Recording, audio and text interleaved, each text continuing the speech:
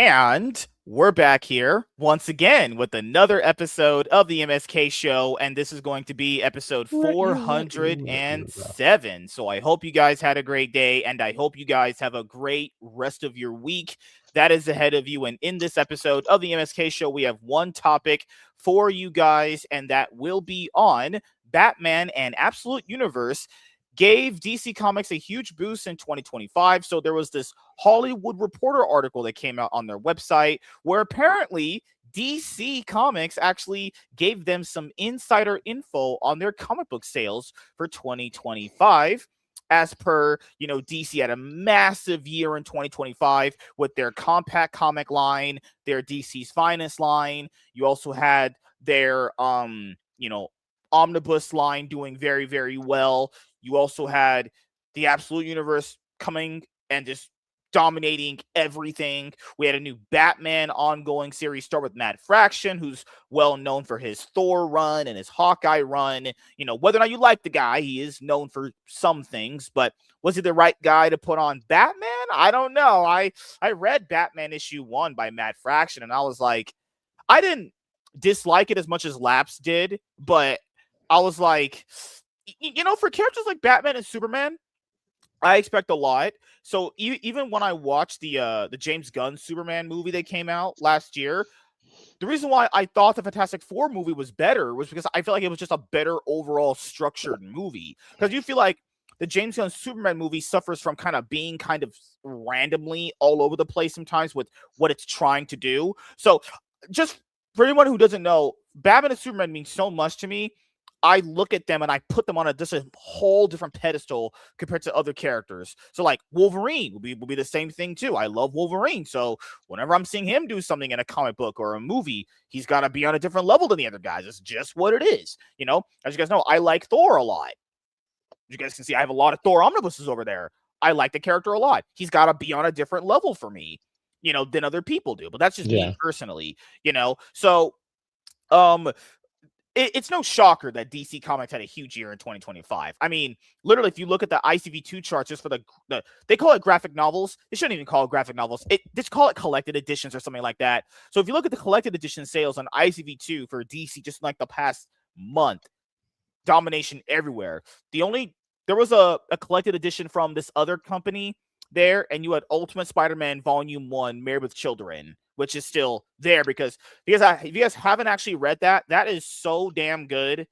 Might be the best Spider-Man I've read in a very, very long time. It's weird because it's like a slow burn kind of thriller style, but it has that classic element of like Superman and Lois. Superman and Lois offered this concept that a lot of people like, which is, the character of Superman grown up, married, having kids. And Spider-Man being married to Mary Jane, having kids, was a driving concept for a lot of people. That's the reason why Superman Reborn did that too. Superman Reborn sold pretty well because of stuff like that. So remember, they also have this story in the comic books called Super Sons, where it's Batman and Superman having their sons. Did really well. Did people very well. Really liked that one until they just were like, "Nah, fuck this," and didn't just gave up on it altogether. It's like, okay, well, good lord, it's just at this point you have to understand when it comes to comic book companies, guys. Things go good, and then at some point it just fucks up. Like with Jim Lee and his final issues on the. Okay, so I gotta make sure I point this out for a lot of people, though. Okay, so the Batman ongoing series that started with DC Rebirth back in 2016. I'm not saying that was the first ever Batman issue. I'm saying from 2016 we had a Batman #1 that ran with Tom King to James Tynion to Chip Zdarsky. Then we also have it now with Jim Lee. Okay, so that main Batman ongoing series that was going on for damn near a decade almost, right, is supposed to end with Hush 2, which is essentially Hush 3 if you count Heart of Hush, even though Jim Lee doesn't count that because Paul Dini wrote that one. But Hush 2, guys, isn't done. So DC had already announced that Batman is getting a new #1 treatment with Matt Fraction and Jorge Jimenez and shit like that. And we have a scenario where Batman issue 163 or 2 is going to end up coming out potentially in the same month that the new Batman ongoing series is coming out. Yeah, that's weird. You're going to get like, wait, people are going to go like, wait a minute. There's Batman issue 162 But then here's Batman issue 7 or 8 or however many they're on right now from Matt Fraction's run. It's like, they're gonna be like, what? Yeah, because Jim Lee is taking a sweet ass time finishing up his Batman run. But apparently Savage Dad has a third times the Clarence background. So Yeah. I don't Yes, know what you guys are doing behind the scenes, but we're always what in doing the something behind. I world's mean, going there's on? there's always things going on. But well, you know what's going on here clearly. I mean, this is partially you, man. This is Rizmaster Productions. This is MSK, the launch of MSK's first comic book, guys. I'm not Uh, participating in Not any of ready this. to announce it all the way entirely, but lapsed comic fan. We're gonna get Lunchbox Warren in on this. All the MSK All Stars are gonna be there. WBZ, but also MSK. MSK is writing the script for this, guys. This comic will come directly from the life of MSK. I'm not So not going to be a financing. self-insert, but his life obviously will influence his art as a writer. It's dropping soon, guys. I'm telling you, it's going to be before too long. We're going to see this. Not ready. He's not ready to share a lot. He's a little, he's unsure. He wants to feel more comfortable with it. But I'm telling you, when it drops, it's going to be huge. It's going to be a good time. People are really going to like it. Going to have a lot of fun with it. Everybody's been waiting for this. We knew this was coming eventually. When he jumps from being a commentator to a creator. Like it was bound to happen. Everybody's doing it these days, so why not MSK? But yeah, third time's the clearance. It's going to be huge for MSK. MSK's, this is MSK's thing, guys. You can't wait to get into this. We've got a couple pages from the comics. Obviously there's Clarence. I just want to make sure everybody understands this isn't a self-insert. Now we got a couple unscripted pages here. We do have this little short web comic kind of storyboard everyone's looking at there. So this is got you've got Clarence here, otherwise known as the Riz Master, occasionally in his comic. I don't even He's like got his 7. friend there who doesn't exactly speak clean English and makes up Okay, entire I want to phrases. point out here, I do not like 7-Eleven chicken wings. I like Pilot gas station chicken wings. Those are way Ah, better. Because ah, 7-Eleven classic chicken wings are too spicy and they burn my mouth. So no, I ah. prefer the mini tacos from 7-Eleven. Just want to point out there for lore accuracy. Okay. Also, I do not endorse this comic, and I vehemently condemn anyone involved with it. And Oh, I this is not. I mean, come on, look at this. This is great. I mean, there's not many tacos, but definitely the hot dogs. There's going to be wacky hijinks. There's going to be high drama. There's going to be, imaginary drama. things happening. You never know where the story is going to go with Holy our friend fuck, there's gonna Clarence be here. drama. Holy We never know fuck. what's going to happen. Just wait. When this drops on Indiegogo, it's going to be huge, guys. I'm telling you. I know everybody's looking forward to it. MSK Who? isn't ready to really talk about this, but it's going to be a good time. Like, I think Who? everybody's excited to see this. So we'll be when we have page one done and up, we'll have once we have the script applied, get the words done, and all that such on there. We'll drop a one pager for everybody to get everybody primed. But yeah, this is it. This is where it goes. Third time's the clearance. MSK has been waiting for this for some time now, guys. I So haven't. This is just he crazy. can't wait for everybody to get into this. He needs see, Clarence Well, really needs some chicken wings. Now his friend down here, we don't necessarily know what he's saying. He makes random phrases out of complete and utter. It's sometimes gibberish. Sometimes his friend makes sense. You never know. Hi Vargo, Bao Fu Wang Tu Stay. I don't endorse anything in this comic. I think it's just utterly a disgrace to my legacy and everything that I've built up with this show. I built this show from scratch, like I did with my other show. Well, every show I did it built from scratch, but what was that thing that people used to say back in the day? It was like a leftist thing. It was basically, oh yeah, I disavow any comic book writer or comic book artist working on that book. I completely disavow washing my hands of it, It's gonna be leaving it huge. alone. We're gonna launch it over on comic book Comic Skate Kings. Don't worry. We can launch it on indie crowdfund. We can see Mm-hmm. who bites on it, I bet you we could get some help from Mike S. Miller on this too. I'll see if I can bring him in. Well, he recently had a stroke, so he's not gonna be doing anything for a while. Yeah, poor guy. It sucks, but yeah. That fucking sucks, yeah. But I want to let you guys know this. So I'm working on getting a lot of stuff done in 2026. I know I haven't announced anything so far, but because I'm a little over just announcing stuff. I'm one of those guys where I just basically just go and do it at this point if I really want to do something. So what I'm gonna do is I'm going to upload, and finish all of my game streams and podcasts to Rumble. So I'm currently doing that, and the views are pretty all right. Then after I finish uploading all this stuff to Rumble, then I'm going to upload the rest of the Iron Man podcasts and Cloud9 podcasts to the podcast platforms where the show is available on. And then after that, later in the year, when I have more free time, I'm going to upload all of my pre-recorded content on this channel to Rumble. That way it's all backed up. And because that's why you guys haven't been seeing a lot of the clipped content. It's because I want to upload all the pre-recorded content onto Rumble. So, I'm not going to stream on Rumble until the discovery is better, but I am going to use it as more of a backup platforms because I can do that. You can back it up all there. The only podcast you won't see on Rumble and on this channel is the Nightwing podcast, because that would be way, way too spicy for YouTube these days. I would get in trouble for that show. So if you've type up like Master Swag King MSK Show Cloud9 podcast on like Spotify for podcasters, you'll see what I'm talking about, and you'll see me on there.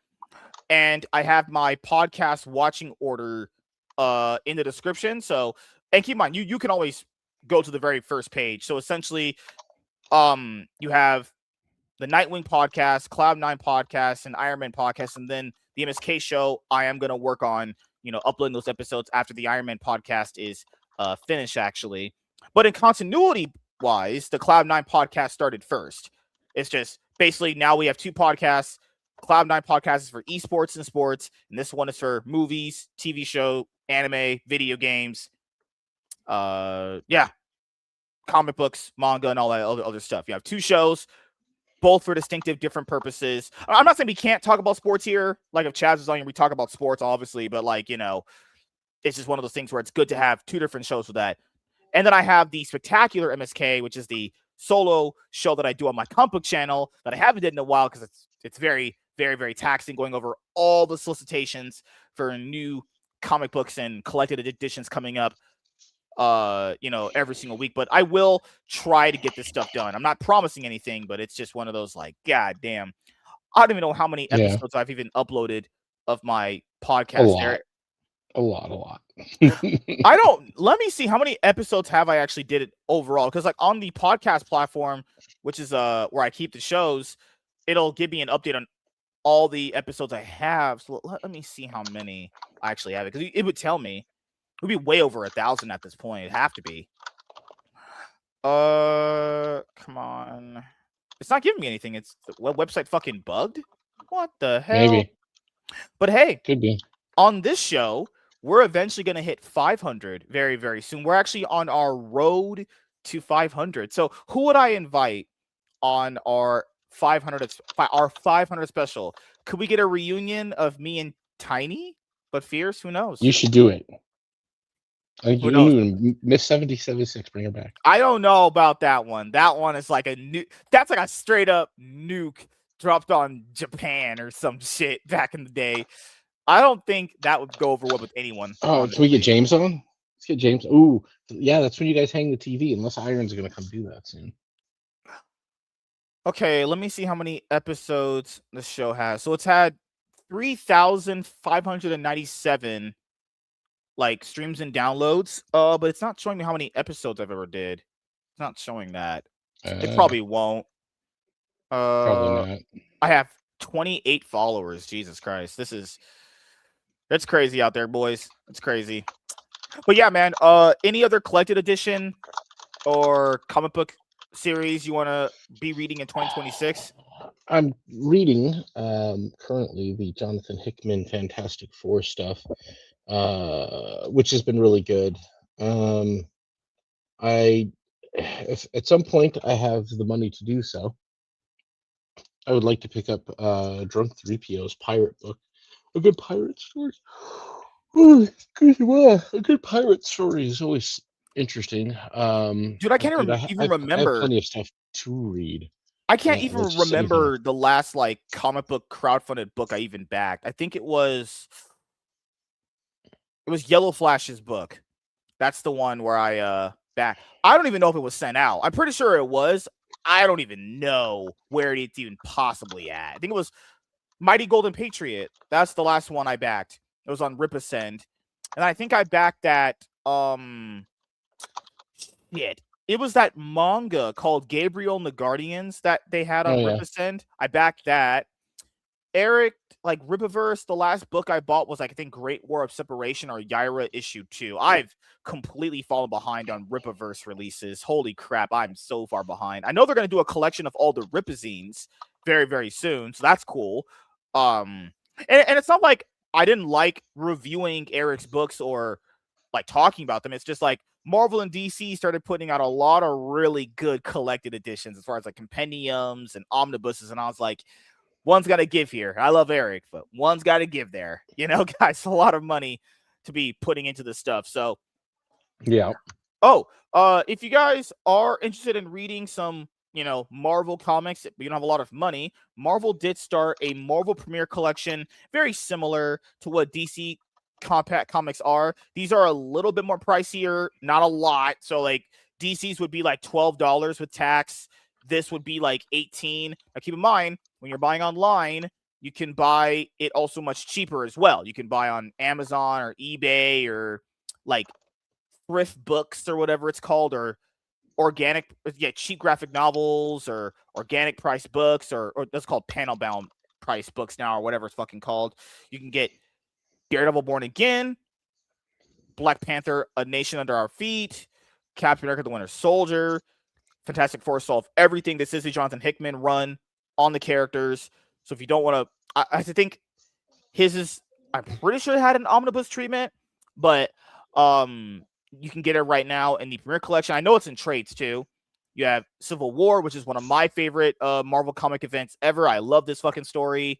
You have Wolverine, Old Man Logan, 2 Mark Miller books. Is that guy? He can sure write. That guy is.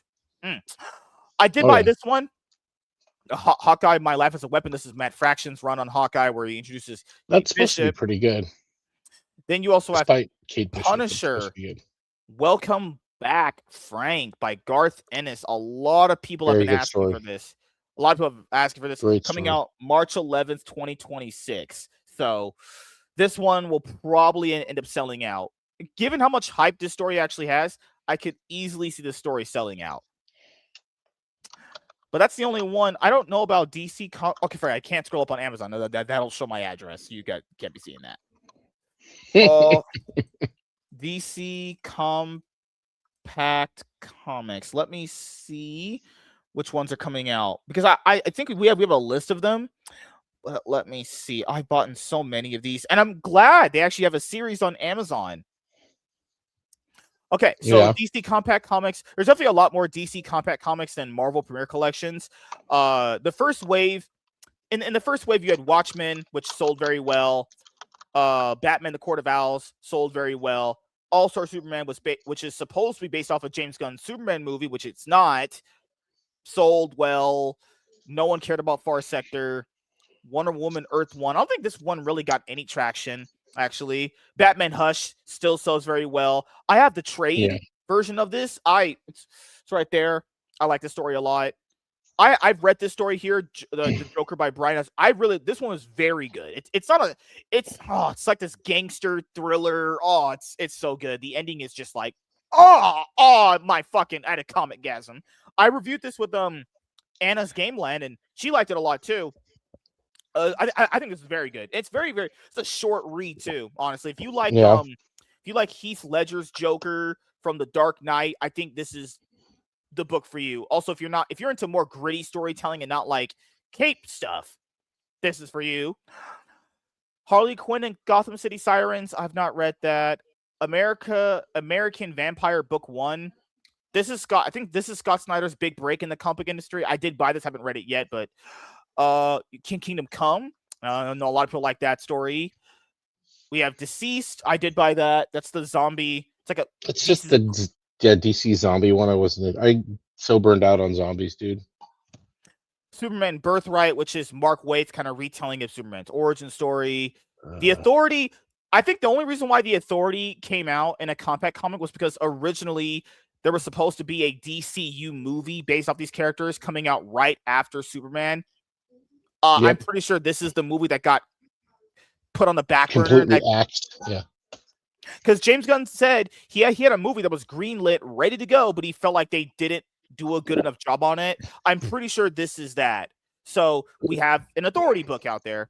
This is Superman and Batman. This is based off, like, if you guys have watched that movie, Public Enemies, and you really really like that, this is the A book for great you. animated Great movie. great movie, great awesome fucking movie.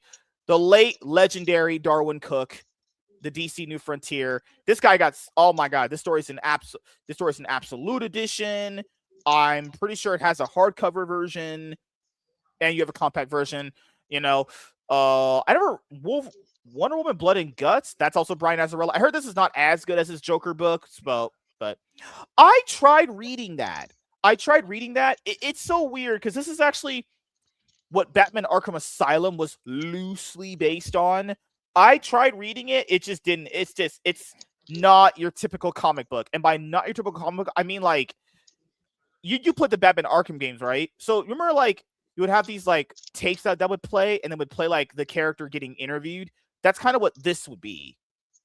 Mm. It didn't really jive with me. I gave this to Michael. Maybe he might like that kind of stuff. But what else is here coming out? We have Harley Quinn, Wild at Heart. Ugh. This is the New 52 version, I think, where Joker was Uh, massacring her, treating her like pure shit. Long Halloween, no introduction needed. This is like one of the best Batman stories ever made in comic books. Probably the best story if you ask a lot of people. V for Vendetta came out, and I know we have they did this other weird shit that they just threw out the other Yeah. year that no one cared about. Supergirl Woman of Tomorrow. This is based off of the movie coming out very, very soon. So Fuck who Tom King. knows? You know, they're always putting out books that correspond with the movies. Gotham by Gaslight. I watched the animated movie. Dude, I thought it was good-ish. I was solid. I think it was solid. yeah, Brian You know? Augustine.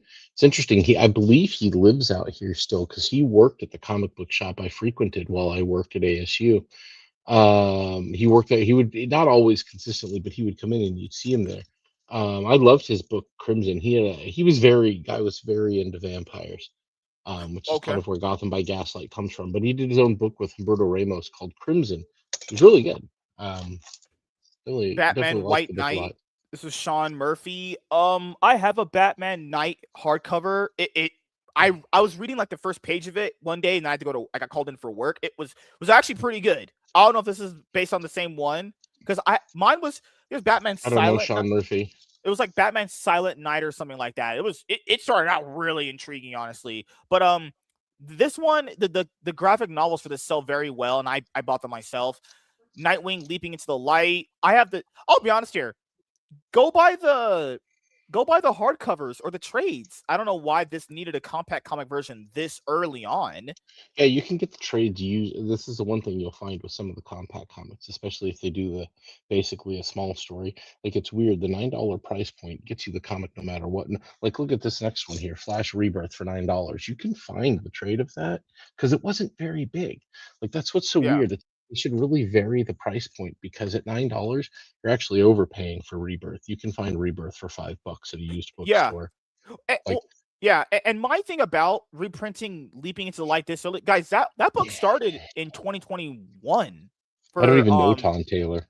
I don't yeah, know who that he is or if it's Tom even Taylor, good. he wrote Injustice, he wrote Deceased, he wrote Justice League versus Power Rangers. He's currently on Detective Comics.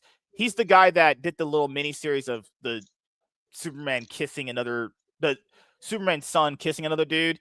But you know that, Mm. yeah. So, So I but probably would skip that Nightwing anyways then. But I heard none of that stuff is in this. It's so weird. I Uh, feel like editorial may have a lot more influence than they would like to let you to believe. But oh, they my thing have with for some time. them reprinting this isn't that it's not a bad story for people, right? It's just like it's just a little too soon. It's like this just came out like less than 3 years ago. Does this need a reprint? Guys, I have the hardcovers over there. I'm looking at them. Don't these hardcovers. Hold on. I'll show you right now. Oh, he has pants on, thank God. Chat. I was worried when he got up there wouldn't be pants. Thankfully, there's pants. This is the hardcover right here for it. Look at this. This costs like less than $10. So I don't know why. Yeah. I'm not saying you're not allowed. I love Nightwing. I really do. I Well, love this see, character. But what's it's what I like, find crazy is that it's like at this, like you said, you can get it for like $10, or you can get this and a smaller better format. version. This is Yeah, like, that's it. you Yeah, can find this for like $6. yeah. This is The thing about the compact comics is they're supposed to be cheap versions of this, and they really should vary the prices on them. You can't tell me that for $10 I can get Batman: The Long Halloween, the whole thing, and as it was originally printed, like Batman: The Long Halloween. I have that Other than trade. Yeah, other you than yeah, we have the same one. It costs like $8 in a better yeah. format Well, too. one, it's not expensive, but look at how much story there is to that. Also, Better It's, I format. mean, it's glossy and it's small, but yeah, you can probably get this trade for almost as much as the compact comic, maybe a little bit more. It's bigger, is all it Yeah, is. But in yeah, the yeah. I agree but with you. there's like this isn't just one trade. This is 12 issues. How many like the page counts on the compact comics throw me off with DC. It's like guys, if you've only got like 100-page book that you're putting into a compact comic, charge $5 for it. Because we know the way this shit works. It costs money per page. They're not paying. I mean, they're probably pay. They have to be they're likely paying the people who created it something. They probably make a little bit. They get a little taste. I mean, Hmm. if there's a contract for how often their shit's reprinted, Hmm. the the guys who did the art and writing on this are getting a taste, but they're not getting that page count taste of originally creating it like they did at first. So yes, it does cost money for creative to reprint stuff, but it does not cost nearly as much, and that is it's something you can figure into this. But like Well, charging I guess the average person $10. is thinking like, if I buy this compact comic, I get the full run. But if I'm buying like what I just showed you to the hardcovers, I would have to buy the hardcovers individually. True, but that hardcover, if you buy all the hardcovers right now, that's less than $40, and it's in a better format. I'm telling you guys that Yeah. right now. It's a better format. Now, you Well, spend they just 40, you have a better formatted run, or you spend $10 for the whole run in a smaller book. It's like, yeah, and that's the thing. Then you get like, and then like you get the entirety, like you get the Batman Court of Owls, probably one of their better selling ones. That's a lot of story that you're getting there. yeah, yeah. Considerably more than you're getting in Flash Rebirth, but you're paying the same price. Dark Knight Returns. Dark Knight Returns You know, is really good. I will fully no, vouch it for is them very doing that good. one. It's I very love good. it. It's I like good that they the do it. storyline. I'm just saying, how much do you need to charge for it though? Like seriously. Well, they're doing the whole manga price point because manga is $10, so they think that that's the cheapest price point a consumer will be willing to pick up a book. Actually, The difference is though, is that manga is always giving you the same page count, and yeah, it's they're always not. consistently giving you the same page count. Yeah, Yeah, that's the and difference. The point I'm making is you're not getting the consistent page count on these yeah, and the only other problem that I have with them is if I'm gonna pay $10 for that, I might as well just pay $10 for the bigger trade. formatted book I Yeah, have because I have the trade. It's yeah, better. you can get some of these things used. That's what I'm saying. They should just vary the price point. Like it makes sense for some of them, but it Gotham doesn't City make. Central is very Oh, recent. I Ed mean, Brubaker though, I would pick up Ed Brubaker. I wonder how many he's pages it is very though. talented. Yeah, you know what's crazy is this actually sells better collected edition than it did as an ongoing. That's what happens sometimes. Doesn't surprise me. Something sell better as an ongoing when it's in a collected format after it's run than it did when it was an ongoing series. It's because people got to hear about it and realized that it was good. They didn't know what Gotham Central was. Superman Red Sun. This is coming out. Batgirl of Burnside. Yeah, so Batman Girl of Burnside is the one coming out the latest. So they're gonna probably reveal more of these later on. But like Yeah, this is the batch we have currently right now. So it's not that I wouldn't buy these just to give these to people. It's just like I'm just letting you guys know I like the DC compact format. I think it's a good idea, but yeah, it's like you're if you're gonna buy the like okay let's use Long Halloween, Dark Knight Returns. Both of those have trades that cost about the same as buying that. I'm just saying, like, you can spend $10 on that little small book, or you can spend like $2 more and get a big book formatted yeah. beautifully for the same price, almost essentially. That's what I'm Well, saying. yeah, well, and this is the thing too, like Gotham Central DC Compact Comics. One, it's not the whole thing. So don't think you're getting the whole omnibus of it or Well, anything these are like that completed here. runs, though. I think so. Yeah, they're Yeah, completed but runs. like the omnibus is over 900 pages for Batman, You so might it's be not the same right. thing. But Yeah, maybe. the other point I'll make is like so for the same price, $9, 240 pages for this one for uh what do you call it, Gotham Central. But if you look at Batman Under the Red Hood, also a compact comic coming out, that is 384 pages. That's way the fuck more. That's over 100 more pages that you're getting at the exact same price. Like the page counts is what is what drives me. Well, and then you're paying the same exact price. So Red Sun, Superman Red Sun, 152 pages, also just $9. Like, Oh, they're also putting out Injustice: Gods Among Us. I know that one's coming out. That one's gonna be. That one's got a lot of pages. This one's apparently gonna. But the thing is, if you were to get Injustice: Gods Among Us, you can just get the compendiums for like less, like $10. Like you can get those for like $15 max. It's gonna have yeah, 416 pages for Injustice: Gods Among Us Year One. I'm telling you this right now. You can straight up buy that right now for $10. That's a $10 book. I have them. They look fucking gorgeous, honestly. yeah, But it's essentially what you like. If you don't like that kind of style of big book, you're fine. But I'm just pointing out that you can get to experience these stories for the same price as the compact comic, okay? If you just look a little bit harder. That's it, right? yeah. Most of the And stuff, sometimes you can't though. Like yeah, with sure. Court of Owls, the $9 option is probably your best one. But yeah, You, investigate it. Like Superman the Red Sun has been reprinted to high hell. yeah. You look for it used, it probably exists on Court of Amazon Owls, for I cheap. think you can get that in 4 trades, which would be like $20 max. So the compact one is fine, but it just depends on which format of book you like. But also you got to factor in not into just price per page. It's like if I'm going to pay $10 for that, can I also pay $10 for a bigger book that's the same price? You know, Yeah, because if you're asking me, you guys want to get the Long Halloween, you can get it right now, and it's the same price. Now I have that book in a lot of different formats. I'm fucking insane because I love that story. But yeah. don't go like me. Don't be a fucking lunatic. The But current new edition of Red Sun is $14. But let's scroll down to the right, other sellers on Amazon and see what's the cheapest we can do Red Sun for at a particular price point. Like new, very good is still 14. Yeah. So it looks like yeah, they're pretty holding hard. So that's a I would still like if you have a used bookstore or something near you and you really want to read it, go check there first. And if they don't have it, then yeah, then the cheapest version is going to be to go get the compact comic. It looks like, but I can't believe it's the value for this is holding at that kind of price point. That seems odd, but it yeah. does sell really well. I mean, Red Sun sells very, very, very well. It's a classic story that people enjoy it. It's a good story. Mark It's crazy. Miller Like doesn't disappoint. I, You know. I truly believe that they still have it in them to create good stories. I'll never stop believing that the people you have involved can create good stories. No, I think editorial is really what the problem is, that the problem they're experiencing.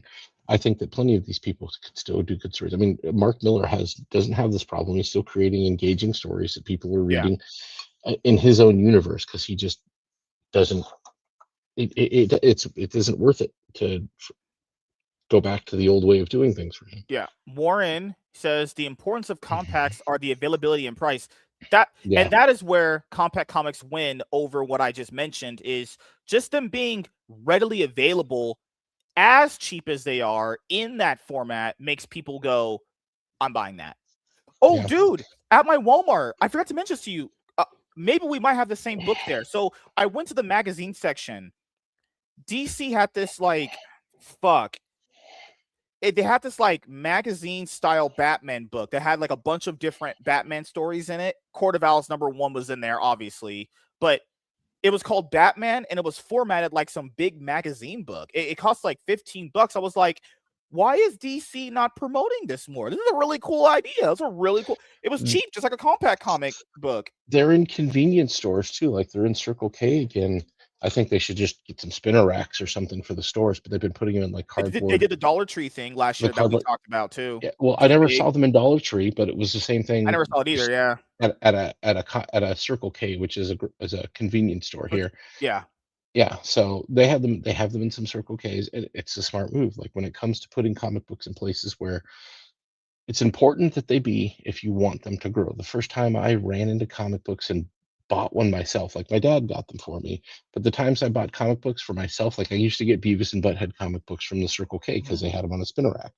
The first time that I got like bought my own in kind of the length, like the longest length of me collecting comic books was in Cortez, Colorado. I picked one up at a grocery store. I can't remember the name of the damn grocery store. It's not one we have here. But I picked up Spider-Man Onslaught Impact #1 story because it was interesting. There's a bunch of shit going on. I was like, I want to read that. I had a little bit of money and I picked it up because it was on an end cap at a grocery store and I could see all of it there. There was tons of different stuff going on there, and Yeah. that was just the one I zeroed in on. But these are the places they got to be, where kids can see them and pick them up. And yeah, like Lunchbox says here, Warren says, DC's trying to recapture young readers, something that both the big two haven't been doing. Yeah, they've ignored it since, dude. After I was like one of the last people who ever saw these things in a grocery store because they weren't there much longer after I picked one up. They I, just I will vanished. say this. Todd McFarlane tried doing it with page punchers, but that's a really cool idea and It a wasn't a really bad cool idea, concept. but yeah, It's just I would say there wasn't enough bang for your buck when doing that. Even though it was a cool idea, you get a little small toy in a comic book there. I wouldn't say it was a bad idea. It was just it would maybe have the worked wrong. better at a $10 price point. It was like Yeah, $15, like yeah. $10 or sub $10. If you would have I tried moving bought those, I like, have them still. They look very good. It was a very good idea. It's a very cool concept. It's a very good idea. I think you need to make those like a seasonal thing. Like a Superman movie's coming out, then you kind of do that. You don't yeah. do those as often as he tried, you know. But Oh, but what you remember really need is, what we talked about on on I think episodes in the show in the past was remember how they were doing that Shonen Jump style where you have like a DC giant size book and it's yep, just a they need yeah. to go It was back to just that. That was one of the best things they ever did. You guys don't believe me? I have the books over there. DC actually did a DC giant size book, which was like a Shonen Jump magazine style formatted book. We had a bunch of different character stories in there. Oh my god, that was the yeah. best idea they had in the modern era, and they stopped it. And I don't know why. they were $5. You weren't paying for any new production, so They it's were just cheaper. reprint. Yeah, you're right. Oh, Yeah, but they yeah, were cheaper than it the was compact was. yeah. They were. Yeah, and dude, you got a bunch of. I mean, whoever worked editorial on these was pretty good. You got some Batman, Superman from a Yeah. great run. Like you got samples of some really good runs and some interesting characters. They put some of their best foot forwards that they had. Mhm. They introduced different things like the Terrifics were in this one for a little Yeah, you bit. can Like, have books like that where yeah, you have throwaway stories like that, and then they pick up, you give them an ongoing.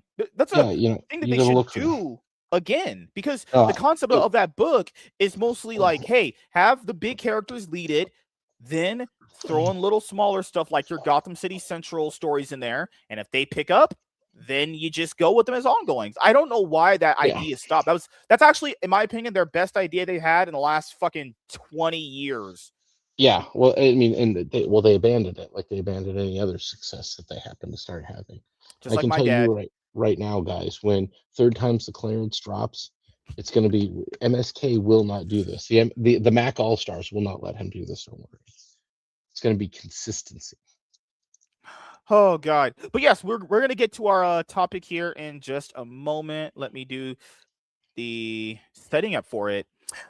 Hey everyone, I am MSK, aka Master Swag King, coming at you guys today with another video. And if you guys are returning viewers or new viewers, then please consider subscribing to the channel if you have not already. Leave a like on this video if you enjoyed it and comment down below. Also, make sure you guys hit the notification bell. That way, you guys can get notified on whenever I upload a brand new video. And in today's video, we are going to be talking about Batman and Absolute Universe gave DC Comics a huge boost in 2025. So, in 2025, DC Comics had a massively impressive year. And let's just run down all their successes. So, we've always talked about on this channel and in a lot of videos you guys see how, comic books kind of need to be more accessible. DC Comics actually did their compact line, which was massively successful. Basically, long story short, they reprinted characters' story arcs from the comic books in a manga-sized formatted book that is priced at a manga, which would be $10, obviously. that did very, very well for them. The first wave did gangbusters in numbers, and then they had more waves of them come out, and we're going to keep getting more waves of them as they've announced. They even did a comic book, they even did a commercial ad on their YouTube channel to promote those. So they knew that they had a hit on their hands. Then, okay, you had DC Comics. They did a Marvel Epic Collection line for their characters, not in order. They're doing it like the Compact Comics, where it's just you're taking a random arc of them written by a writer and artist, and you're just basing it on that era. So you had DC Compact Comics, you had the DC's Finest line, then you also have them, their books going back into Dollar Tree, which is awesome. Then you also had Really a cool. lot of awesome reprinted. Then you had a lot of awesome omnibuses. Wait a minute, hold on. I'm black. Wait a minute, hold on. My whole brain is fried. I think I'm going third time's the Clarence. Fatality. I'm becoming one with the sun and the gods themselves. Oh my God, my whole brain just went out. Woo! WZ, don't clip that. All right, so let's have some fun here. My whole brain just fried. I'm like, what the fuck are we doing here? What are you doing in the show? I was like, who the hell is this guy I'm talking to? You know, I'm actually becoming a god, you know? You believe that? No. Okay. Second time's the Clarence. Hey everyone, I am MSK, aka Master Swag King, coming at you guys today with another video. And if you guys are returning viewers or new viewers, then please consider subscribing to the channel if you have not already. Leave a like on this video if you enjoyed it and comment down below. Also, make sure you guys hit the notification bell. That way you guys can get notified on whenever I upload a brand new video. And in today's video, we are going to be talking about Batman and Absolute Universe gave DC Comics a huge boost in 2025. So in 2025, DC Comics had massively been upgrading their comic book lines in terms of a lot of different things that I'm going to explain to you. So the first things first, which would be the DC Compact Comics line, which is essentially DC Comics basically putting out manga style formatted books priced at manga price range for big characters they have, right? Or not just big characters, a lot of other smaller characters as well. So if you essentially are strapped for cash and you don't want to spend a lot of money on comic books, they went, okay, manga's selling very well at this price range. We're going to actually make a comic book line of reprints priced at manga prices, which is very good, you know? And they're also more available in stores, so they can be an easy, cheap buy for you without you actually, you know, breaking the bank. Also, they have now been putting their books in Dollar Trees, as we did a video about that here on this channel as well. So that makes them a lot more accessible, so people know that they exist more, obviously, because I think the biggest problem with comics is accessibility and visibility, actually. So then after that, they did the DC's Finest line, which is essentially them doing their own like Marvel Comics like Epic collection of books, actually, which essentially is the same style of concept as the Compact Comics. They're essentially just like not in order, but they're like Superman, the first superhero. They reprinted like Action Comics #1 and the first 20 issues of Action Comics in Superman, the first superhero, right? So though they're not in order, they do put you in different eras for characters they actually own, right? After that, you had the Absolute Universe, which is probably the big slam dunk for them in 2025. The Absolute Universe, they always wanted to have their own ultimate style Marvel universe. So they never got it off the ground. There was plenty of them. Like Earth 1, Future State, I think was an early concept for that. Never happened, but they finally got it off the ground in 2025, and it was massive for them. The Absolute Universe, guys, sells better than shit in their main universe. That's how much people like this shit now. Now, I'm not here to debate if and when, how long it's going to last. I don't know, right? If it keeps up as good as it is, then, you know, it's going to sell very, very good for a long time. And if it doesn't, well, that's how these things always kind of go. These things always kind of ebb and flow. There's no like, you know, when to predict for this stuff. It just happens. Things have peaks, things have lows, and things have highs. That's it. Like the MCU never thought they would be at any low points, right? Here we are now. So I'm not saying the Absolute Universe is going to fail anytime soon. I'm just saying it's only a matter of when, because this is what always happens, obviously. These things always ebb and flow, right? So then also in 2025, their omnibuses, for as far as what they were choosing to reprint or actually put out in omnibus format, was very, very good. Their compendium line got a whole lot better. You have the Nightwing compendiums I bought. You have the Lobo one. They just reprinted the Green Lantern Rebirth, Jeff Johns and EVS, Ivan Reyes era for DC. They printed that Yeah. big compendium that's going to span like, I think, 5 books actually. So yeah, DC did a massively great year. All that stuff. 2 new reprinted comic book lines, one cheaper or one for a different actual style of it if you're into that. Like, so if you're into like smaller reads like compact comics, you have that. If you're into like the older stuff and you want certain eras of the character but you're not just focused on like getting them in order, you have that. The books are back in stores. Absolute Universe taking off. Hey, I don't agree with everything this company does, but you gotta admit, DC Comics had a massively successful year in 2025. They just absolutely killed it. Hey, I was doubting it. I was doubting it. I was like, I don't know. I was like, yeah, they've kind of burnt me. So, because I really do feel like their 100-page giants that they were doing that like that Shonen Jump style back in the day was actually a pretty good idea that they for some reason stopped. But whatever, right? So Hollywood Reporter had this article on their website where it was basically, DC Comics, the publisher, revealing their numbers to them because, like, comic book sales, obviously, have not been public for a long time. And apparently they got the information about it. So we're going to be covering that here. Let me make sure this is okay. Yeah, it's on the right size. As my wife, she likes the right size. She prefers 9 inches. All right. Batman Absolute Universe Comics power DC to super year. Also, Batman had a new relaunch with a brand new #1 with Matt Fraction and Jorge Jimenez because the long Batman ongoing series that started in 2016 with Tom King, which was supposed to end with Jim Lee's Hush 2, has not currently ended. But DC had already announced a brand new Batman #1. Anyway. So what's going to be kind of funny is a new Batman issue is going to be dropping the same time pretty much as the other Batman run is ending. So originally Hush 2 was supposed to end and you're supposed to go straight into Matt Fraction's run. That didn't happen because Jim Lee, for some reason, his hands don't work like they used to, or he's just extremely lazy. Who the fuck knows, honestly? I lean more into the laziness than anything else. That's kind of, it's been his MO for a long time, being late now. I mean, I can't say that we could say he's at reached the Van Sciver scale yet, but still not exactly a guy notorious for being on time. Yeah.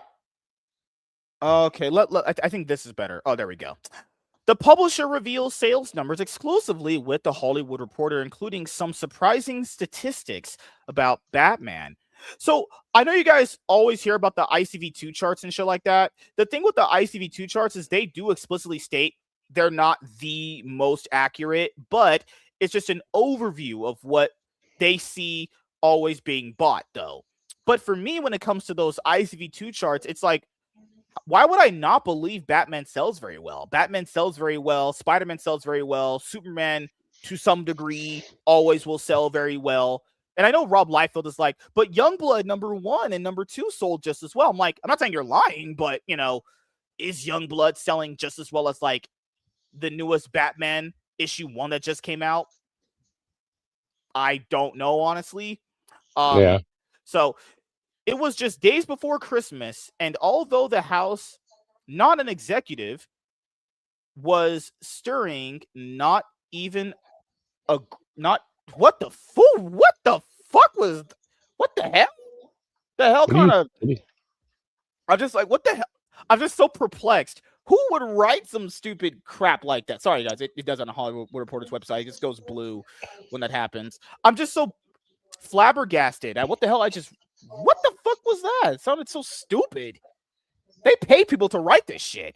That made no sense. I could do that better. 'Twas the night before Christmas, and I visited my wife in San Francisco, and she wanted me to butt fuck her raw with no condom. Just I could write that better. Like, that sounded so fucking stupid. All right. Next thing. Are you okay? I'm good. Oh, well, almost no one was stirring except for the number. Oh my God, I can't read. I'm black. Okay, I'm joking, guys. I'm clearly joking. Okay. Well, almost no one was stirring except for the number crunchers at DC. This year, these fine folks are pouring the eggnog and toasting cheers with nary a piece of kryptonite in sight. I I don't get it. There you go. Yeah. I truly don't get what are these type of Christmassy puns they're going for.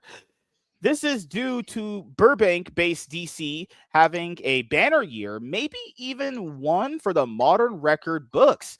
Thanks to the muscular showing of Batman and the company's year old Absolute Universe imprint, the success is not just sales, it is also critical. Under its senior VP and general manager, and DePies, and president, publisher, and chief creative officer Jim Lee, the company is also enjoying a creative renaissance that is winning accolades. It is a rare feat in modern digital times. Yep. All right. The Absolute line launched in the fall of 2024 and revamped some key heroes: Flash, Green Lantern, Martian Manhunter, on top of Batman, Superman, and Wonder Woman. In a pocket dimension, it allowed writers and artists under the aegis of superstar comic author Scott Snyder to turn concepts upside down or revamp them for modern times. Bruce Wayne, for example, had a father who was a simple teacher who saved his class from a mass shooting while on a trip to the zoo. Also, Absolute Batman number volume 1 is so fucking good. I've read Absolute Batman up to like issue 11. It's pretty fucking good. I like Absolute Batman a lot. I think it's very good. It came out way better than I thought it was. Guys, I'll be honest here. I thought this was going to come out like complete ass, honestly. So I'm not going to lie to you. I thought it was going to come out complete crap, actually. I did read Absolute Superman number 1. I thought that was pretty bad, but I heard it got way better. I read like the first 3 It does get pretty good. I did read the first 3 issues of Absolute Wonder Woman. I liked the first issue a lot. The issues 2 and 3 were like, nah. I did like Absolute Flash a lot. That was actually pretty fucking good. I really enjoyed that one.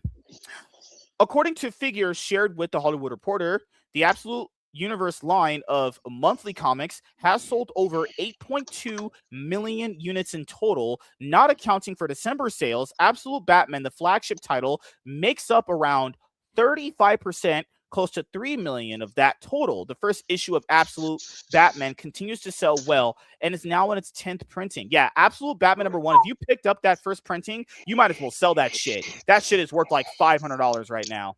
I know I have. I doubt it's worth that much. Let's see. On eBay right now, do you remember that like ghost holographic printing that they had? That one sells very well.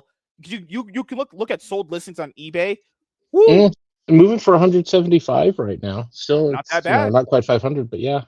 I mean, that's a rare occasion. Get it now or sell it. I would absolutely sell it now because it's like this isn't going to last for very long. There's a ton of printings and everything else, and it's if this book doesn't, if Absolute Batman basically goes by the wayside in the next 2 to 3 years, and DC's editorial decides to nuke it, especially if they can't get if they can't get mainline Batman to pick up and people to start to pick it up, and this starts outselling mainline, like, I mean, if it continually, let's put it this way, if it continually outsells mainline, they'll do exactly what Marvel did.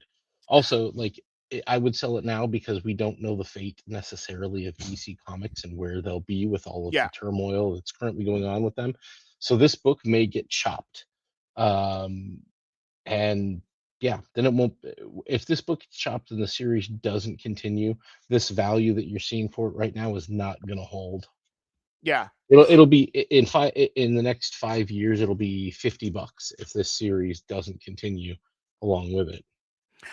While the latest issue, Absolute Batman issue number 15, has orders over 300,000. Now, they don't word this stuff because these people are slightly really disingenuous.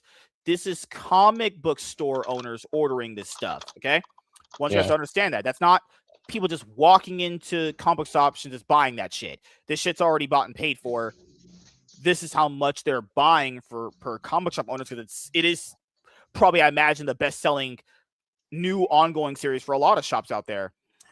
The comic, Yeah. written by Scott Snyder with art by Nick Dragotta, earned a Best New Series Eisner Award nomination this year, losing out to the rival title Absolute Wonder Woman by Kelly Thompson and Hayden Shearman. The line also racked up numerous and other nominations. But while Batman grabs the lion's share of the spotlight, the success of the Absolute line has been broad. Insiders say that 5 of the 6 titles have outpaced and outperformed DC's previous relaunches and reboots, 2011's New 52 and 2016's Rebirth. Even Absolute Martian Manhunter, focused on a hero who was never top tier, received orders in the 6 figures. You gotta admit, people love John from Smallville and Just League the Animated Series, but guys, Martian Manhunter, and I like John too. I like him a lot, but he does not sell at all. He is a character. You look at his comic history, bro's got like maybe 4 ongoing runs in like the last forever. It's been like he doesn't have that many ongoing runs at all, honestly. If you type up where to start reading Martian Manhunter, you're gonna get very little things. There's not that much, honestly. Yeah. The title from Denise Camp and Javier Rodriguez is an artistically bold and risky take of the character. Quote, it's a fresh look that inverted the fundamentals of our characters, and it's an update that surprised our fans, noted DePies, adding that keeping the imprint contained was also a factor in the success. The lightness of the line gives retailers and fans something to wrap their heads around. The lightness of the line gives retailers and fans something to wrap their heads around. It's not so overwhelming that we are changing everything at once. That made a big difference. We knew it was going to do well, but we didn't know it would do this well. Well, there's key differences between New 52's, launch and Rebirth's launch compared to this. There's a lot of different factors between that stuff. There's so many, honestly. Added Lee to have something bringing in lapsed fans. I think he know what we meant there. He's bringing in lapsed fans. Yeah. Pretty sure that was a insider joke there. And new fans, you can't see that on a spreadsheet and predict. It's lightning in a bottle. Lee also credited Scott Snyder, the longtime comics author, who has been involved in several of the company's reboots and who's returned to DC to write Absolute Batman, as well as Joshua Williamson and the other creators, for walking a creative tightrope. Also, Scott Snyder, if you want to be honest with Scott Snyder, he's written the best modern Batman stories like the last 15 years, right? You have Court of Owls, you have the Batman Who Laughs, then you also have Absolute Batman. I think the only dud in there for a lot of people, they say, is Batman Eternal. It's like the only one people would say that's the only real bad thing he did. But for Batman, he seems to be a lightning in the bottle for Batman, honestly. Yeah, he's done really well for it, I think. I mean, I think it's just because he has a good grasp of the character. I don't think he's quite Paul Dini. I don't think he's Ed Brubaker, or Chuck Dixon. Yeah. But I mean, he's up there. He has a good grasp of the character. And I'm not even saying he's bad. He's also not Tom King, who's dog shit. So yeah, he's not the best or the greatest. He's just good. He's just good. Yeah, I would say he's probably in a top 10, but he's not in my top 5 writers for Batman. But I mean, in all honesty, in this day and age, man, that's better than mediocre is about what we can hope for.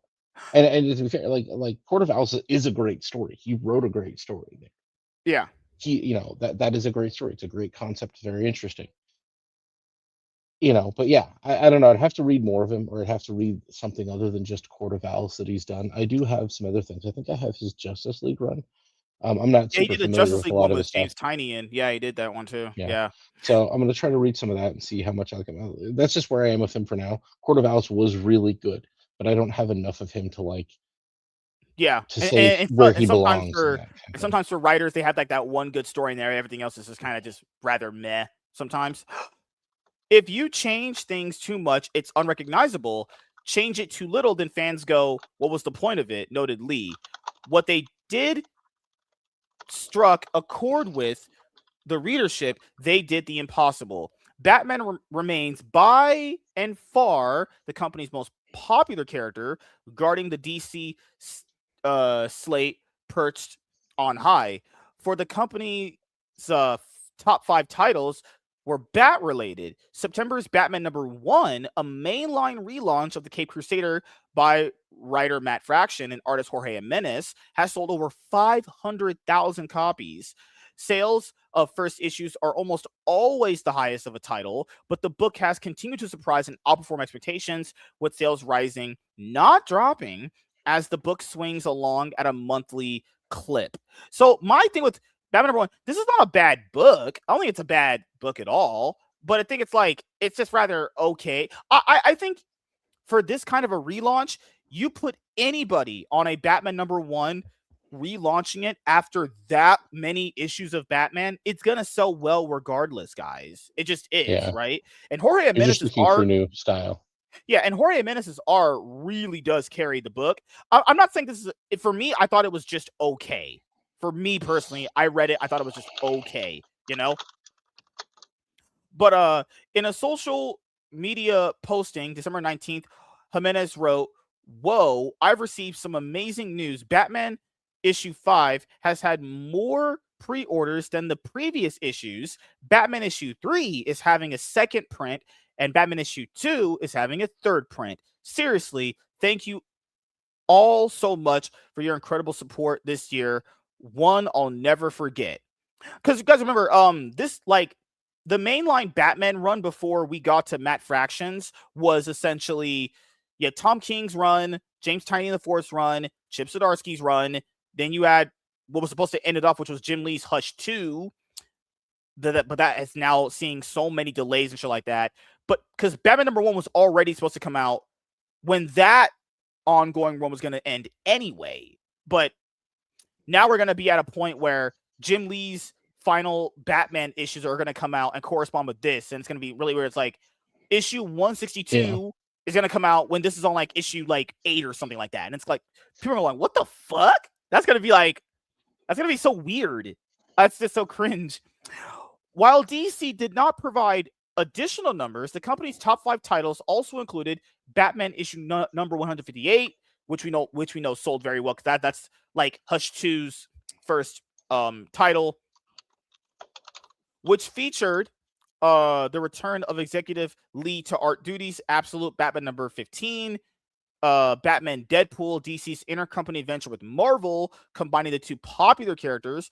Marvel Comics put out their version of the initiative, Deadpool Batman, a month earlier in September. I read that. That was actually really good.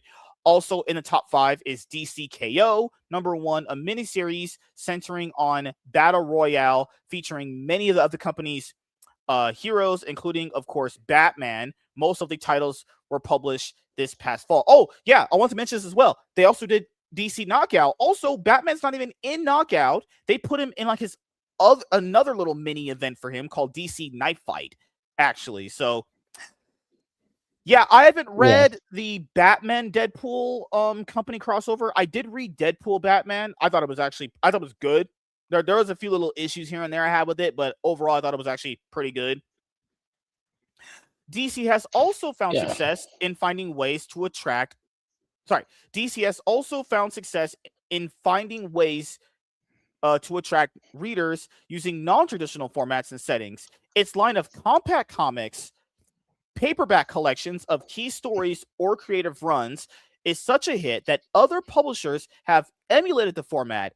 It has also struck up partnerships with supermarket chains to have certain comics, usually first issues, available for sale, bringing titles to locations that haven't been seen in decades. Some of this year's triumphs can be attributed to how the company approaches the creation of its comics. Under Lee, who became sole publisher when co-publisher Dan DiDio left in 2020, the company spends more time planning its books launches and publishing initiatives. Even the Absolute line is just a part of an overall plan. Quote, Absolute wasn't just, hey, let's do a crazy idea, says Lee, but something that speaks to our creative planning with editorial and the creatives. It's not an outlier. It's a part of the DC grand plan. So, hey, DC Comics is doing a lot of good. And hey, their success is well deserved. But it's crazy. The Hollywood Reporter article did not mention the Finest line that they did. The DC's Finest line is very, very, very well done. Very good. If you Yeah. don't just like older stuff in different eras where it's not just centered on one thing. But I'll get your final thoughts and opinions on DC's big year in 2025. You think this, because they're not going to have this year, because that's just not how that kind of thing is going to work for them. Well, But I think, in all honesty, I think Warner Brothers is going to have a lot of all of the progress they made can be completely and utterly destroyed by whatever happens with the sale of Warner Brothers. We don't know how it's going to go, because a lot of things keep changing, so they don't know who's going to go where, what's going to go where. Obviously, there's talk of splitting it up, and maybe I don't see that there's a point where DC becomes self-run again because it couldn't survive. Like, it's just like with Marvel. Marvel couldn't survive, and neither could DC. I mean, DC got bought, I guess, earlier than they did, but Marvel showed that they couldn't survive independently. Now, some of these other, I mean, Image survives and Dark Horse survives, but they, in all honesty, I'm not sure how it is that they survive. I don't think that Marvel and DC could, though. I don't think they're run well enough. I don't think that they would be able to survive on the idea that people are going to keep picking up their books and produce as much crap as they do. mm-hmm. Like, they'd have to cut their numbers way the fuck back. They could not print all these characters. Yeah. You can't have failing Miles Morales runs, failing Miss Marvel runs, failing Captain Marvel runs. You can't keep putting those. There's no way they would run Fire and Ice if they had to produce it themselves. No way. No, and as popular as people like to think that she is, I don't think they keep making nearly as many Harley Quinn books because those don't seem to last anymore either. Nobody fucking cares anymore. They would never print that Harley Quinn fart book if they had to finance it themselves. No way. That wouldn't even. I don't even think they produce it. So yeah, I don't. The one about Nightwing's ass. They're like, hey, the Harley Quinn fart book, it gets a physical copy, but a book based around Nightwing's ass, no, that's just got to be only digital. Yeah, I'm surprised they didn't do both in printed copies. But either way, yeah, I don't think they want to survive like that as their own separate entity or as a part of some other entity that's still just like a former piece of Warner Brothers. And who knows what goes on there with it. But either way, they've made a lot of good progress. Whoever it is that they have dealing with their logistics, which is who's dealing with where the books are sold, is very smart. Because they already see the writing on the wall. The comic book shop is dying. And if the comic book shops go out of business, I mean, some of them are smart. They're finding ways to survive. But there's so many after COVID. There's so many less of them. Like, if I was to drive to find a comic book store, by me, and now there isn't a comic book store by me that is just a pure comic book store at all anymore. Though there's been long gone for a concept for a long time ago. Yeah, there's one store that I think it's downtown, but it's not close to me. It's like 12 miles away from me. But like, there is a comic shop really close to me, but it's the only one in the north part of town where I am. The only other one that's on the north side is 20 miles to the east. There's two.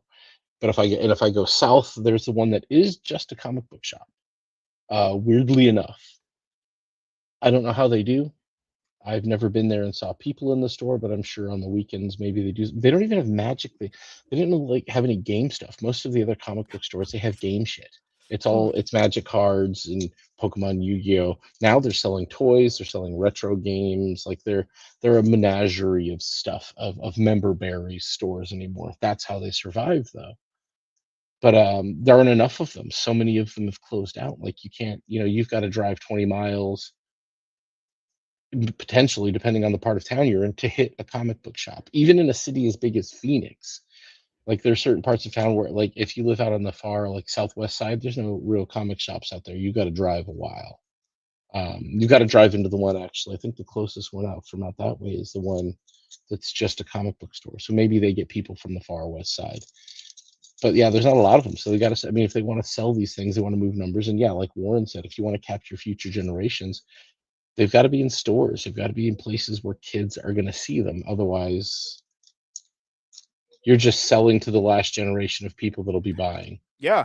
It's always daunted on me that they had to make a compact comic line when they could have literally have just shipped out extra unsold stock to Walmarts and Targets and Barnes and That's what they Nobles. started doing with Circle K. It's a bunch of unsold stock, like a bunch of different books that it didn't sell in the like they're probably no more than 5 years old or so, Yeah, yeah, maybe 10 years old, maybe 10, maybe it's just 10-year-old stuff in there. But either way, that's what they're polybagging and selling in the Circle K's. yeah. That's what they were selling in the dollar stores, and that's the thing. They used to do that too. They would put 5 books together and sell them for like fucking I have those. Yeah, I four remember they have it dollars. in the Saran wrap. It would do like four Yeah, comics for $10. Yeah, what's crazy is they had promo art for it. They had they a would do lot them of stuff. cheaper than that when I was a kid, dude. You could buy those things at the store for like $5. Like that's how I got all of it was weird.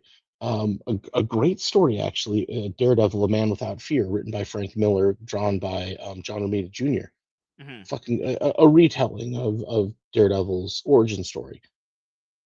Fantastic art, fantastic story. All of that I got in one of those collected bags, or a couple of those collected bags. I found the whole damn thing in it. I don't know how much it's worth or anything, but they would take these things, they would shove them in there, and there was sometimes really good stuff in there. That's one that should be collected too. Daredevil: Man Without Fear. Like one of the most iconic Daredevil stories I is that telling of his origin by Frank Miller. Is so fucking Isn't it? Yeah, no. Marvel, they did that. good. Wasn't that one? Yeah, that's the one on their premiere collection. That's the first one. Is Remember? it? Yeah, Yeah, yeah. It was I'm pretty sure it was Man Without Fear. it's I'm good. pretty Yeah, sure. Man Without Fear Well, is fantastic. I should reread that one of these days. But good lord. yeah, really good story. But yeah, DC is doing something that Marvel doesn't care. Marvel, like, what you can tell about Marvel is that Marvel does not give a shit about fans. Yeah, I They mean, I just don't. like the They don't. premiere collections. I think that's the only decent idea they did. But the problem is that idea Yeah. comes from DC doing it first. They were not going to do it. They saw the No. number of sales that DC were getting on their compact comics, and they just did their own version of it. And their Yeah, and version of it has slightly better qualities about it than DC's does. But they that's made, why they're charging you $3 more a book for it. and I feel like the covers don't feel good. Like the actual cover of it feels feels like sandpaper when you're touching that shit. Like when I touch the DC compact comic version, they feel good. They actually feel good to actually have in your hands. That I'm pretty sure maybe it's my version. Maybe it's when I cum stains on it, but it felt very slippery and very like sandpapery, honestly. But I don't know um, about that. but as you guys know, for me, my final thoughts and opinions on this, I mean, DC Comics had a great year going from the fall of 2024 going into 2025. Compact Comics, DC's finest. The omnibus line was great. You also had them making their ways back into stores. The DC Knockout has been pretty good for them. The DC Knife Fight's been pretty good for them, which is a separate event with Batman. Batman's not even in the KO event, so it's crazy. I think the only mishap they had Yeah. was actually finishing off that mainline Batman ongoing series from 2016. Because Yeah. Jim Lee just, for some reason, started fucking off and he doesn't want to do interior work anymore. I'm pretty sure that's all it is. It's crazy because it was so hyped that New York Comic Con he was going to come back and actually be on an ongoing but a little mini series as like his last hurrah, but it just ended up burning up in flames. His last hurrah was a while ago. Let's be fair. Yeah, his last hurrah, in my opinion, was the original Batman hush he did in the mid Yeah. 2000s. He should have just went out on that high note and been done with it, since he wasn't going to do Yeah. anything else after. So. Didn't he sell like the Wildcats company? The employees didn't even know. So yeah, he sold all of Wildstream to DC. That's how he ended up there. So he should have just stuck with that. I don't know why he. I mean, pretended he Batman needed more. I mean, like for me, Batman #1 success with Matt Fraction. I'll be honest with you guys. No, Jorge Jimenez is a great artist, but like you put any writer on that, it's gonna sell well. It's a new Batman #1 for you to jump onto, you know. Yeah. So, So I will just say this: I have sex with a lot of girls, and that does not come from reading comic books because comic books are for fucking nerds. So, thank you guys for checking out this video. If you guys are returning viewers or new viewers, then please consider subscribing to the channel if you have not already. Leave a like on this video if you enjoyed it, and comment down below. Also, make sure you guys hit the notification bell. That way, you guys can get notified on whenever I upload a brand new video. I'm MSK, aka Master Swaggy, and we're gonna sign out, guys. See you guys later. Goodbye. Peace. Peace. All right. Last few things I'll ask you before we head out. Do you have anything planned coming up that you would like to let the audience know about? So I just received page 2 of Third Time's the Clarence. Share that over there if you want to show that to people. That's getting worked on right now. So we've got Third Time's the Clarence in the works over at the Mac All Stars, inspired and written by MSK and the Mac All Stars. it's coming around. So should show that I just dropped a share up there. I think everybody would maybe want to see. It's a little bit of page 2. It's still in the works. It's very, very in progress. What Did you happened? guys see the share? The share. Did you see the thing I shared? Yeah. Third time's a clearance. In the works, Oh, guys. In the works. It's coming. We're gonna get there. this is. some real stuff going on here. I don't Uh, endorse this book. I don't endorse written any of this by book. again. This is coming from Rizmaster Productions. Check it out on X. I dropped a few previews for people today to take a look at. Yeah, this is going to come out under the imprint Swag King Comics. So just we'll be letting you know when this guy's ready to drop on Indiegogo. We've definitely got some problems with the lettering. We're going to fix that up. That's fine, but got a few things in here. I think a lot of people I think are really going to be able to familiarize themselves with this. They're going to understand the characters, the story. There's a lot. There's a rich world to deal with here, and we're going to see it fleshed out. So I hope everybody's looking forward to this one. All right. Make sure you guys don't buy this. This is pure propaganda. Make sure it only has 2 backers. The people that have made it, those will be the only backers. This is MSK. This is written by you, man. I mean, this is going to be your magnum opus in the comic book world. People are waiting for this. People have been waiting for this.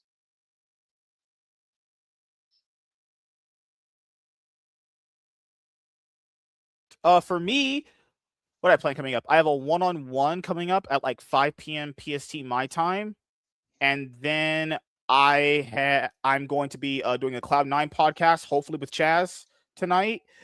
And yeah, that's essentially it. I'll probably play Yu-Gi-Oh! Master Duel later in the night too, if I have enough time. Or maybe I just go and chill on umingle.com or something like that, if I get really Or you can bored. hang out with your girlfriend, whichever you want. No, she's enjoying another man now currently. So good for me. Well, Good for now me. you're on the market again. You should talk to her sister. I was always on the market. I'm just pointing out. Well, I could just go after her sister. It's not that hard, honestly. Yeah, there you go. Now you have a new girlfriend in a couple of days, bro. You'll be ready to go.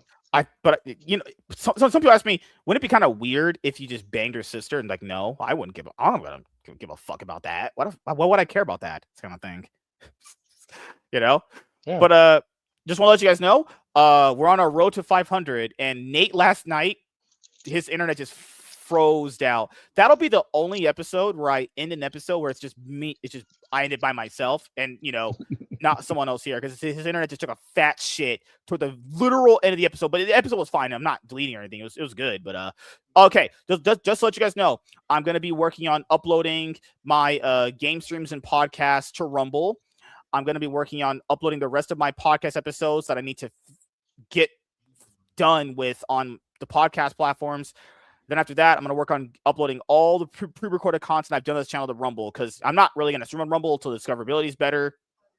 But I'm going to use it as a backup place. So that's all it's good for right now. So thank you guys for coming by and checking out this episode of the MSK Show. We'll see you guys later. Goodbye.